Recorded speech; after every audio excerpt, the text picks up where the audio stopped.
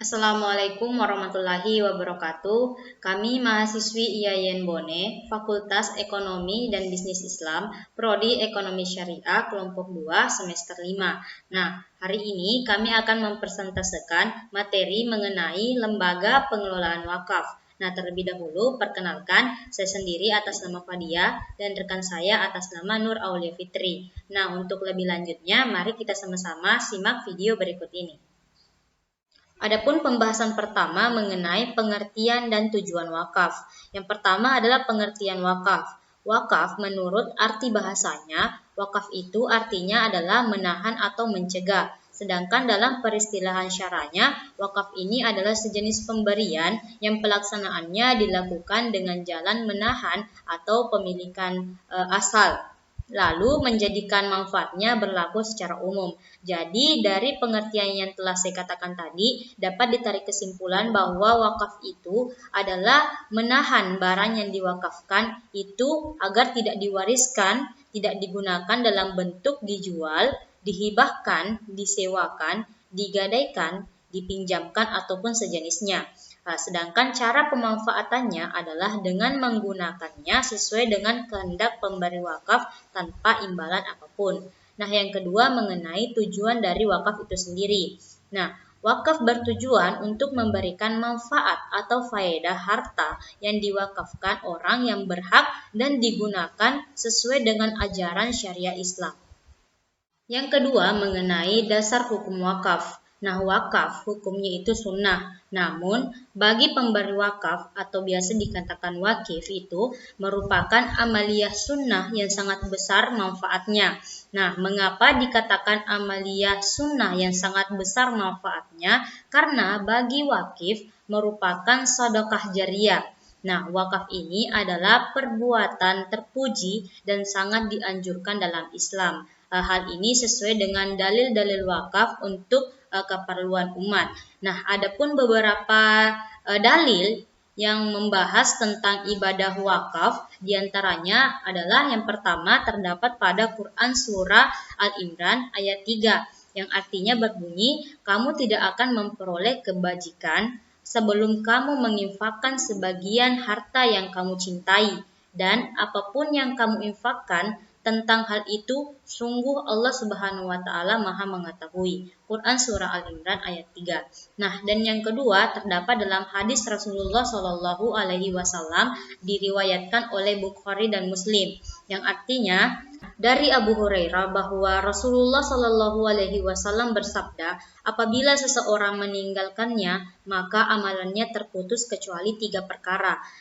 Sedekah jariyah, ilmu yang bermanfaat, atau anak yang soleh. Hadis riwayat Bukhari dan Muslim. Mengenai sedekah jariyah, pada hadis yang telah saya katakan tadi, ulama telah sepakat bahwa yang dimaksud dengan sedekah jariyah itu di dalam hadis adalah wakaf. Yang ketiga mengenai lembaga wakaf atau Badan Wakaf Indonesia. Nah, di dalam Undang-Undang Wakaf ini sendiri ditetapkan bahwa Badan Wakaf Indonesia adalah lembaga yang berkedudukan sebagai media untuk memajukan dan mengembangkan perwakafan nasional. Di samping itu, di dalam Undang-Undang Wakaf juga ditetapkan bahwa Badan Wakaf Indonesia ini bersifat independen dalam melaksanakan tugasnya. Badan Wakaf Indonesia berkedudukan di Ibu Kota Negara Indonesia dan dapat membentuk perwakilan di provinsi atau badan ataupun di kabupaten ataupun bisa juga di kota sesuai dengan kebutuhan. Nah, di dalam kepengurusannya BWI ini terdiri atas Badan Pelaksanaan dan Dewan Pertimbangan yang masing-masing dipimpin oleh 1 orang ketua dan 2 orang wakil ketua yang dipilih dari para anggota.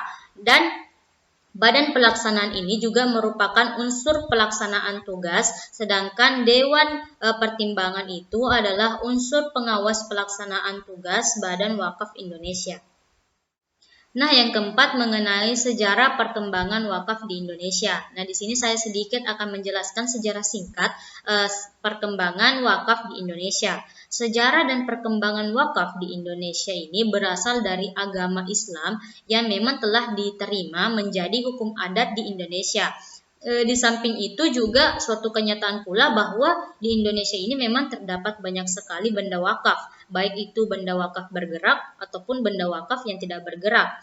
Nah, di dalam perjalanan sejarah wakaf ini pasti terusnya berkembang dan akan selalu berkembang bersamaan dengan laju perubahan zaman dengan berbagai inovasi-inovasi yang relevan seperti bentuk wakaf uang, wakaf hak atas kekayaan intelektual.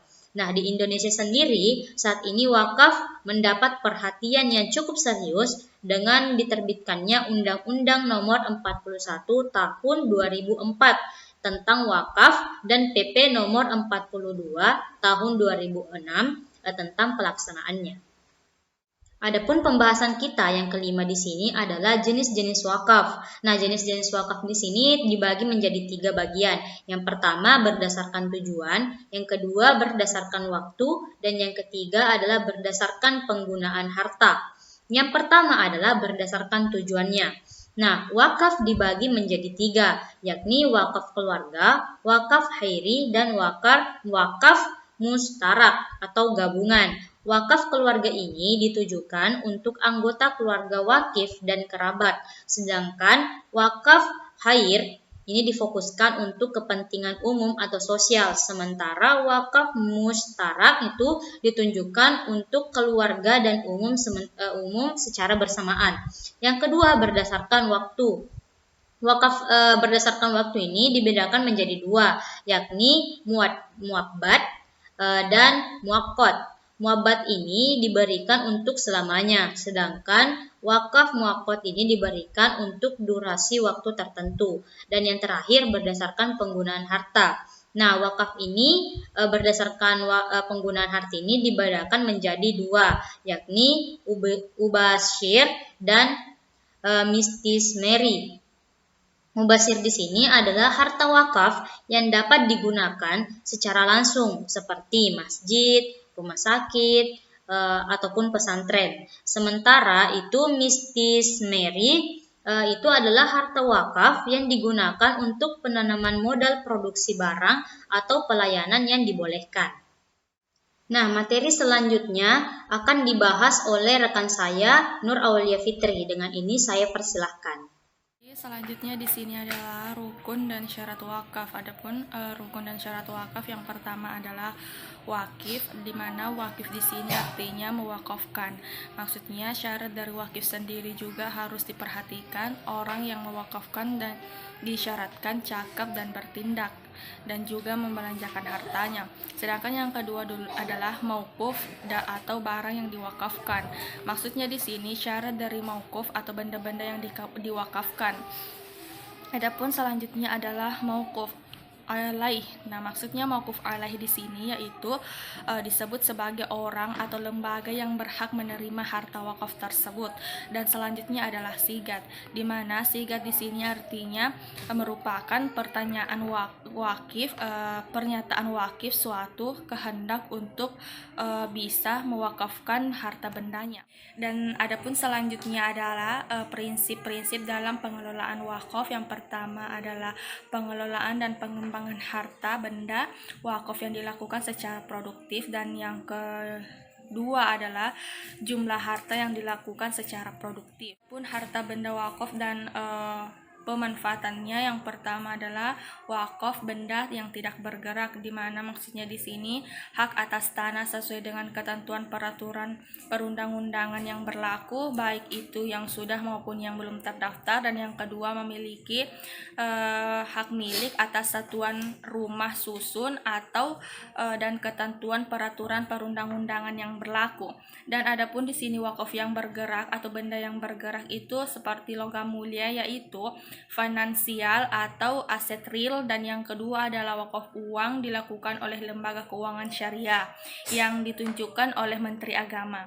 Dan selanjutnya adalah profil lembaga dan sistem pengelolaan wakaf Indonesia yang dimana di sini profil lembaga tabungan wakaf Indonesia merupakan lembaga wakaf yang didirikan oleh Dompet Dufa dan diresmikan pada tanggal 14 Juli 2015. Adapun hikmah dan keutamaan wakaf di sini, yang pertama adalah ibadah wakaf memiliki keutamaan banyak sekali. Namun demikian, wakaf merupakan amal ibadah yang belum banyak dilakukan oleh kaum muslimin.